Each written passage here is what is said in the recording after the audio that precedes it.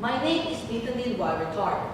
I am from Brooks Academy, and the title of my story today is The Healed Leper, for ages 10 to 12 years old. What? Washed 7 times in a dirty, muddy river water? This is how the Bible character of our story today reacted when told to wash into the Jordan River to be clean of his skin disease. Perhaps we would have reacted the same way. Want to find out how the story unfolds? Will this man remain stubborn, or will obey the prophet's instruction and experience God's power of healing? Our story begins with a man named Naaman. He was the commander of the king of Syria's army, mighty and honorable among men. He was respected even by his own master, for God had given the Syrian military victories through him. But one thing recognizable about this great warrior is being known to be a leper. If you do not know what a leper is, let me tell you what it is. It is a person who has leprosy, an infectious disease that damages the skin and the nervous system. Among the symptoms are bipolar or red skin patches, numbness, and pain in the joints. Having leprosy is really something you don't want to happen to you, because you could die of leprosy. Back then, there was no cure for this disease. Going back to our story, there was a time when the Syrians had gone to companies and conquered other lands. They captured women to work as a maiden for them, an Israelite maiden who worked to be a servant to Naaman's wife, who soon told her about a prophet in Samaria who can heal her husband's disease.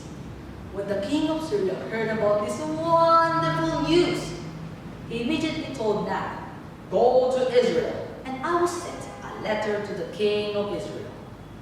Naaman obediently prepared his soldiers and men on their journey to Israel.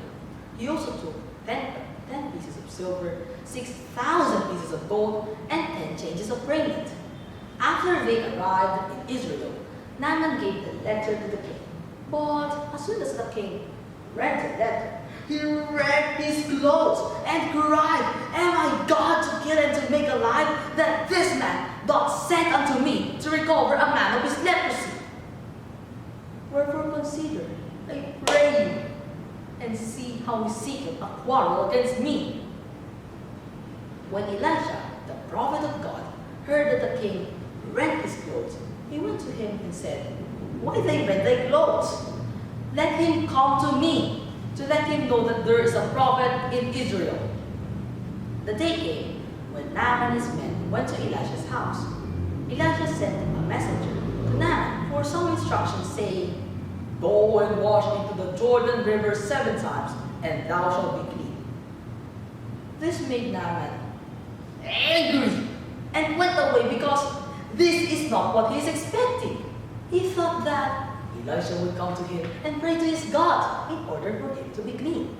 He ragingly said, "Are not Abana and Pharpar, the rivers of Damascus, better than all the waters of Israel? Could I not wash in these waters to be clean?"